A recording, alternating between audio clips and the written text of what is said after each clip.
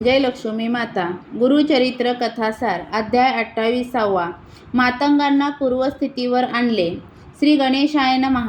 सिद्ध म्हणाले, नामधारक मातंगांनी श्रीगुरूंना प्रश्न केला, स्वामी, कोणत्या दूषित कर्मामुळे मला हीनगती प्राप्त झाली? श्रीगुरूंनी त्यांना अधोगती प्राप्त होण्यास कोणकोणती पापे कारणीभूत होतात ते सांगितले. तसेच कोणत्या दुष्कर्मामुळे कोणते रोग होतात त्यावर विवेचन केले. ते निरूपण त्रिविक्रम भारती लक्षपूर्वक ऐकत होते. ते म्हणाले, गुरुदेव, ही माहिती थक्क करणारी आहे. जो कोणीही ऐकतील ते काहीही दुष्कर्मास प्रवृत्त होणार नाहीत. पण एखाद्याकडून चुकून पाप घडले तर त्याची निष्कृती कशी होणार?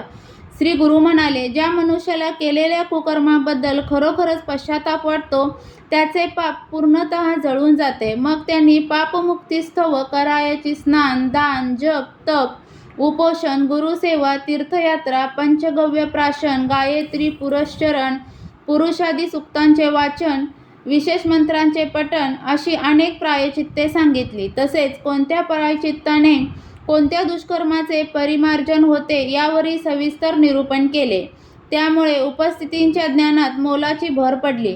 श्री गुरु मातंगांना म्हणाले, पूर्वी तुम्ही ब्राह्मण असताना तुमच्याकडून गुरुनिंदा, मातापित्याचा अपमान करणे, त्यांना दोष देणे असे अनेक अपराध घडले आहेत. त्यामुळे तुम्हाला अधोगती प्राप्त होऊन सध्या मातंग म्हणून जन्म मिळाला आहे.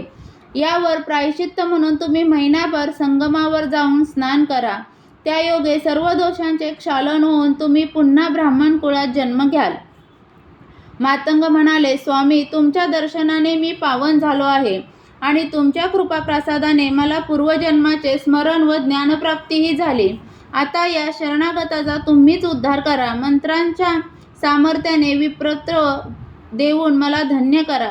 तेव्हा श्री गुरु म्हणाले, तुम्ही मातंग मातापित्यांचे पुत्र म्हणून जन्माला आलेले आहात. तुम्हाला पूर्वजन्माचे स्मरण झालेले असले आणि तुम्हाला वेद म्हणता येत असले तरी लोक तुम्हाला ब्राह्मण म्हणून कधीच स्वीकारणार नाहीत. विप्रमंडळी तुमची निंदा करतील. गाधीपुत्र व विश्वामित्र हे क्षत्रिय कुळात जन्मलेले थोर ऋषी होते. त्यांनी ब्रह्मदेवांची 100 वर्षे भरतील इतकी प्रदीर्घ तपश्चर्या केली होते. ते स्वतःला ब्राह्मण समजायचे आणि सर्वांनी आपल्याला ब्रह्मर्षी म्हणावे अशी त्यांची खूप इच्छा होती. पण ऋषिकुळाचे अथर्व असलेले वसिष्ठ यांनी मान्यता दिल्याशिवाय ती पदवी जगमान्य होणार नव्हती. म्हणून विश्वामित्रांनी त्यांची भेट घेतली व म्हणाले, मी खूप तपश्चर्या केली आहे. तुम्ही मला ब्रह्मर्षी म्हणा. वसिष्ठांनी उत्तर दिले, तुम्ही क्षत्रिय कुलोत्पन्न आहात. शास्त्राने क्षत्रियांना तपश्चर्येसाठी मान्यता दिलेली नाही. मग तुम्हाला ब्रह्मर्षी कसे म्हणणार? म्हणून तुम्ही ब्राह्मण ज्ञातीत जन्म घ्या. व्रतबंध, गायत्री, जप आदी संस्कारांनी शुद्ध व्हा. तपश्चर्या करा. त्यानंतरच तुम्हाला ब्रह्मर्षी म्हणता येईल. त्यामुळे त्यांना राग आला. त्यांनी वसिष्ठांच्या 100 पुत्रांचा वध केला. एके दिवशी रागाच्या भरात हातात मोठी शिळा घेऊन ते वसिष्ठांना ठार मारण्याच्या हेतूने गेले होते. तेव्हा या महातपस्वी ब्रह्मर्षींची हत्या केल्यास मला मोठे पातक लागेल, मी आणखीनच पतित होईन असा विचार करून त्यांनी शिळा फेकून दिली. तेव्हा त्यांची सद्सद विवेकबुद्धी, त्यांना कृतकर्माबद्दल वाटलेला पश्चाताप व त्यांच्या मनातून वैरभावाचे झालेले उच्चाटन या सर्व गोष्टींचे अवलोकन करून वसिष्ठांनी त्यांना ब्रह्मर्षी म्हणून मान्यता दिली. तेव्हा विश्वामित्रांना परम संतोष वाटला. ते वसिष्ठांना म्हणाले, तुम्ही माझ्या घरचे अन्न ग्रहण करावे अशी माझी विनंती आहे. ते म्हणाले, ठीक आहे. तुमच्या मस्तकावर सूर्याच्या उन्हाने शिजवलेले अन्न मी ग्रहण करीन. त्याप्रमाणे विश्वामित्रांनी केले असता सूर्यकिरणांच्या दाहकतेने त्यांचे क्षात्र शरीर जळून गेले. मग त्यांनी योगबलाने नवीन ब्राह्मण देह धारण केला. त्यानंतरच त्यांना ब्रह्मर्षी म्हणून मान्यता मिळाली. हे मातंग, याचसाठी मी तुम्हाला हा देह सोडून देण्यास सांगत आहे. यानंतर तुम्ही ब्राह्मण कुटुंबात जन्म घ्याल. ते ऐकून त्यांना मोठे समाधान वाटले. पण प्राप्त झालेले ज्ञान आणि विद्वत्तेचे सुख यामुळे त्यांना आपण पुन्हा त्या जातीत परत जावे हे पटेना. मी ब्राह्मण आहे, मला घरी जायला सांगू नका, मी तुमच्या चरणांशीच राहीन असा त्यांनी हट्टच धरला. तेवढ्यात त्यांची पत्नी व मुले धावत तिथे आले. पत्नी म्हणाल्या, माझ्या पतींना अपस्माराची व्याधी आहे. बराच वेळ झाला तरी ते घरी आले नाहीत. म्हणून चिंता वाटल्याने आम्ही यांना शोधत इथे आलो आहोत. त्या त्यांच्यापाशी जाऊ लागल्या. तेव्हा ते संतापून म्हणाले, खबरदार, पुढे याल तर मी ब्राह्मण आहे, मला शिवण्याचे धाडस करू नका. ते ऐकून त्या जागेवरच थबकले. हा काय प्रकार आहे? त्यांना काहीच कळेना.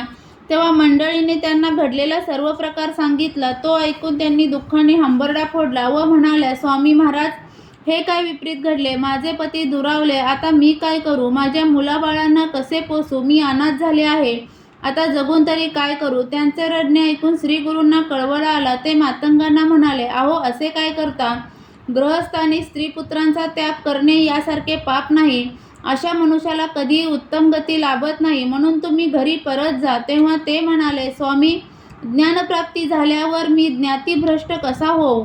श्रीगुरूंनी ओळखले, हे असे ऐकणार नाही. त्यांनी आपल्या शिष्यांना गावातून एका लोभी ब्राह्मणांना बोलावून आणण्यास सांगितले. त्यांच्या सूचनेनुसार त्यांनी व्यापार करणाऱ्या एका धनासक्त ब्राह्मणांना तेथे आणले. श्रीगुरू त्यांना म्हणाले, द्विजवर्य, या मातंगाच्या अंगावर तुम्ही स्वहस्ते पाणी होता, म्हणजे यांच्या मनात संसारासक्ती उत्पन्न होईल. त्याप्रमाणे त्यांनी नदीवरून घागर भरून आणली व मातंगाच्या अंगावर रिकामी केली. त्या पाण्याने श्रीगुरूंनी प्रोक्षण केलेले अभिमंत्रित भस्म धुवून गेले आणि त्यायोगे त्यांचे जातीस्मरणही निघून गेले. आपल्या पत्नींना व मुलांना पाहताच ते त्यांच्यापाशी धावत गेले व म्हणाले, मी इथे कसा आलो. तुम्ही येथे कशासाठी आलात. मला काहीच कळत नाही. ते पुरते गोंधळून गेले होते. मग आपल्या कुटुंबासह घरी गेले. समक्ष घडलेला हा सर्व प्रकार पाहून लोकांना मोठे नवल वाटले.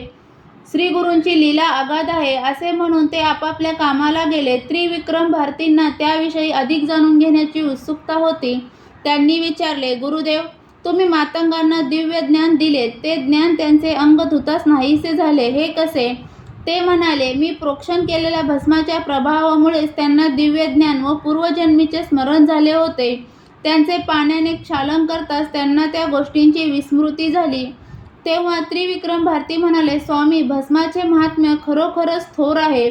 कृपा करून त्याविषयी सविस्तर सांगा. अध्याय 28 समाप्त. श्री गुरुचरित्र कथासार यातील 28वा अध्याय वाचनाने किंवा ऐकण्याने मिळणारी फलश्रुती म्हणजे माणसाची वृत्ती सन्मार्गरत होईल, म्हणजेच माणूस सन्मार्गाने चालायला लागेल. तसेच तो धर्मानुगामी होईल, म्हणजेच तो धर्मानुसार आचरण करायला लागेल.